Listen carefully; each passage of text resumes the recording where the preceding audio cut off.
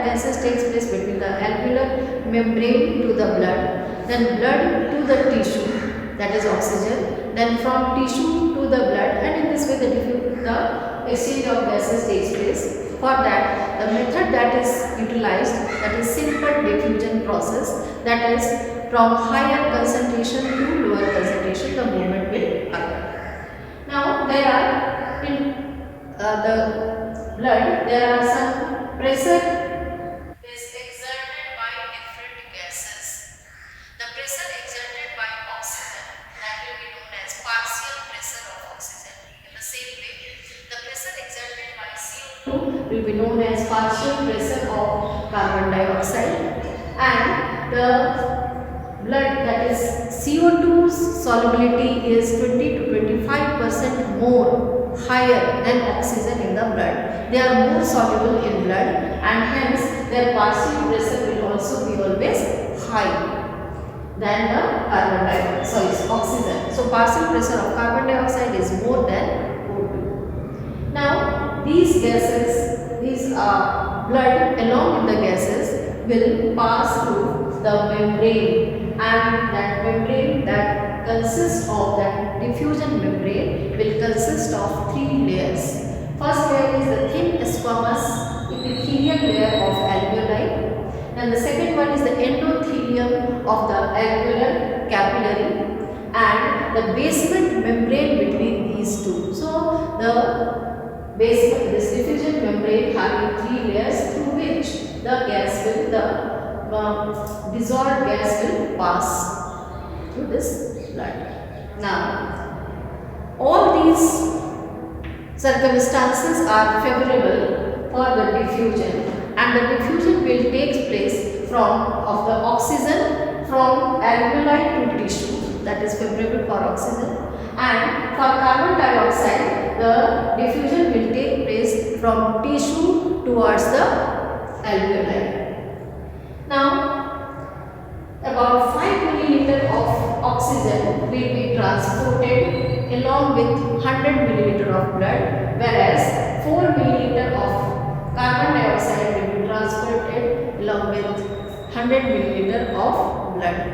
That will discuss through the after this exchange of gases and how the transportation takes place. So next topic will discuss, that is transportation of gases. In the human body, the gaseous exchange will take place, and between the alveoli and lungs, then alveoli and the blood, then between blood and the tissue. So all these will occur according to the diffusion process, and here this diagram is showing that here the alveoli and this capillary, here the blood will be, this air will be exchanged. Then this heart will pump the blood to different parts of the tissue, and heart having two types of vessels, that is arteries for carrying the pure blood, and this veins for carrying from the tissue to the this heart, that is the veins, that is impure blood. And at the same time this capillary gas exchange will take place. Here blood flow will occur.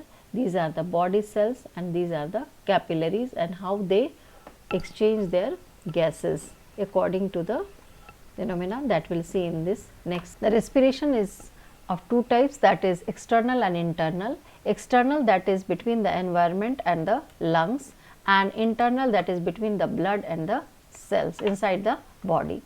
This gaseous exchange, the site is the alveoli, and so it takes place at the tissue level between the blood and tissue, and at the lungs, that is between the blood and the air, and these all occurs through the mechanism that is simple diffusion. For this there are different types of partial pressure in the blood, that means the pressure exerted by different gases are known as partial pressure of that particular gas. Like for example, the partial pressure of oxygen, then partial pressure of this carbon dioxide, etc. So, when the partial pressure gradient will be there, so from higher to lower concentration, the gaseous exchange will take place through the simple diffusion. The gas exchange occurs in the lungs. The venous blood enters in the pulmonary capillaries due to high partial pressure of carbon dioxide and low partial pressure of oxygen. And when air will enter into the alveoli, that time the partial pressure of oxygen will be high and the partial pressure of carbon dioxide will be low. This oxygen diffuses from alveoli to blood down its pressure gradient. At the same time, carbon dioxide will diffuse from blood to alveoli down its pressure gradient. This is the layer. There are three layers which are responsible for this gaseous exchange, that is the endothelial layer, epithelial layer of this alveoli, endothelial layer of this blood capillary, and the basement membrane between these two. So, these three layers are responsible, are taking part in the gaseous exchange. This slide is explaining about the different types of lung volumes.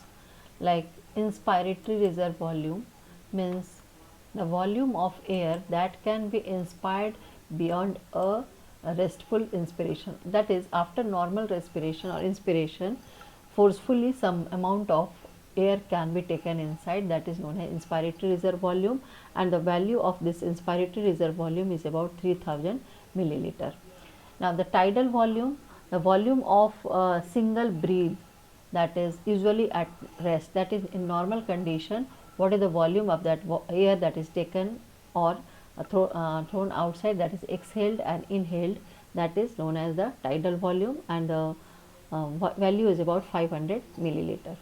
Expiratory reserve volume is the volume of air which can be expired beyond a restful expiration. That means after normal expiration, the amount of air can be forcefully expired, and that is known as the expiratory reserve volume, and the value is about 1100 to 1200 milliliter. Then the residual volume means some amount of air can be is remaining inside the lungs after maximum expiration, and this is known as residual volume, and that volume of air will keep the alveoli inflated. The value of this residual volume or RV is about 1200 milliliter. The vital capacity is the maximum volume which can be ventilated in a single breath, and this can be written as vital capacity is equal to IRV, that is inspiratory reserve volume, then tidal volume, and ERV, that is expiratory reserve volume. So, this will give the value of VC, that is vital capacity, and it will vary with gender, age and body fluid person to person, and the measure of this VC will give the possibility, it will help in diagnosis of the respiratory disorders. Some of the lung capacities, like inspiratory capacity, that means the total volume of air that can be inspired after a tidal expiration, and that is IC can be written as TV, that is tidal volume, plus IRV, that is inspiratory reserve volume. The functional residual capacity is written as RV, that is residual volume, plus ERV, that is expiratory reserve volume, and the vital capacity includes all these things, that is IRV, then TV, as well as this expiratory reserve volume, and this all these things will help in the knowing the functioning of lungs, as well as if any disease, that disorder that can be diagnosed. Total lung capacity is the sum total of all the lung volumes, that is the value is about 6000 milliliter. Now we are going to discuss about the process, that is transport of gases, how the gases transported in the body from alveoli, blood, etc. Now transport of oxygen and transport of carbon dioxide are of different type. In case of oxygen, about 97% of oxygen is transported by the RBC. RBC has a hemoglobin pigment, that is hemoglobin. Along with that, this oxygen will be combining, and for that it will make oxyhemoglobin, and in the blood inside the alveoli, this high amount of partial pressure of oxygen. So the circumstances is there when high partial pressure of oxygen will be there, then the oxygen will be combined or attached with the hemoglobin and it will make the oxyhemoglobin, and the less amount of less partial pressure of carbon dioxide, less concentration of hydrogen ion and less temperature will be favorable for the process of oxyhemoglobin formation. This favorable condition is present in alveoli, so the oxyhemoglobin will form, and about 100 milliliter of blood will carry about 5 milliliter of oxygen. Maximum 4 molecule of oxygen will be combined with this hemoglobin. Now 97% by RBC and 3% of oxygen is transported when it is dissolved in plasma. At the same time, carbon dioxide, about 20 to 25% of carbon is transported by RBC. It will make amino hemoglobin, and for this the favorable condition is that the partial pressure of carbon dioxide will be high and the partial pressure of oxygen will be low. Now about 7% of this carbon dioxide is moving or transporting by dissolving in the plasma, and 70% will be transporting as bicarbonate. In that process, the carbonic anhydrase enzyme will help in this process in the formation of bicarbonate. So this carb amino anhydrase is required there. Now about 100 milliliter of blood will carry about 4 milliliter of this carbon, and in this way we can see the transportation of carbon dioxide and oxygen.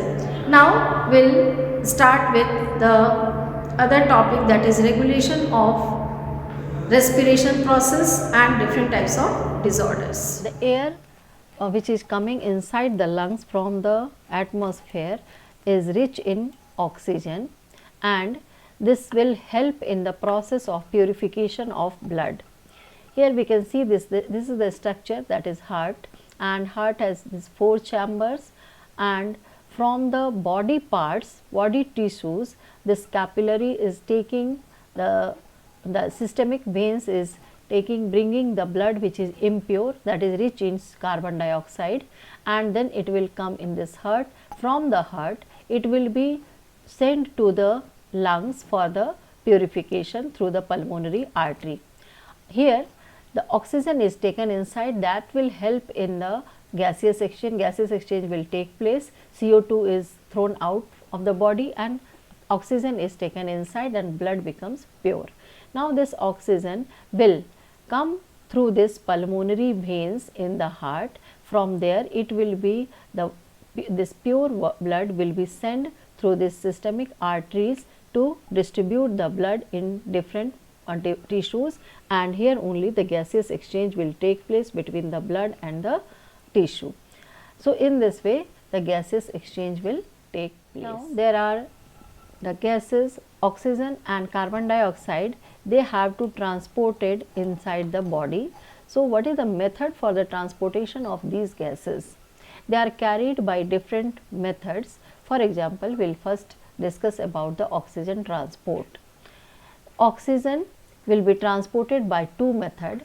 About 97% of this oxygen is transported with the this hemoglobin. They make oxyhemoglobin along with the hemoglobin inside the blood are on the RBC, and this will move from one place to other. Rest of the blood, that is 2 to 3%, will dissolve in the plasma, and in this way the oxygen will transported from one part to other. So by 2 methods, along with this RBC by making oxyhemoglobin and by dissolving in the plasma. This carbon dioxide is transported by this following methods: by dissolved in the plasma, that is 7 to 10%, then chemically bound to with the hemoglobin to make the carboxyhemoglobin, and carb-aminohemoglobin, that is about 20 to 30%, and as bicarbonate ion present in plasma, that is about 60 to 70%. So, in this way the carbon dioxide transportation will take place. About 1 liter of this blood will carry 5 this milliliter of this oxygen, whereas the about 1 liter of this blood will carry about 4 milliliter of blood. The role of hemoglobin in oxygen transportation is very important, and that is that it will make the oxyhemoglobin along with the hemoglobin in RBC and helps in the transportation of blood. This carbon dioxide also helps in the process of this as bicarbonate. It is helped by the enzyme, that is carb-amino and anhydrase enzyme is there, that will help in this process as bicarbonate. There are some factors which affect the dissociation of this RBC, that is hemoglobin and oxygen, and for that the temperature, then the pH of the blood and concentration of carbon dioxide. These three things are the main factors which are responsible for the dissociation or association. So, this is showing different graphs to show that dissociation, how the dissociation is affected by these three factors. When the temperature will increase, then the hemoglobin affinity for oxygen will decrease, and hence oxygen will dissociate, delivered to warm up tissue. When say at the same time, when the pH value will lower down, then lowers, that will decrease, then the blood becomes that more acidic. Due to that, the presence of hydrogen ion concentration from lactic acid or carbonic acid. So, due to that it reduces the affinity of hemoglobin for oxygen, and oxygen will be dissociated.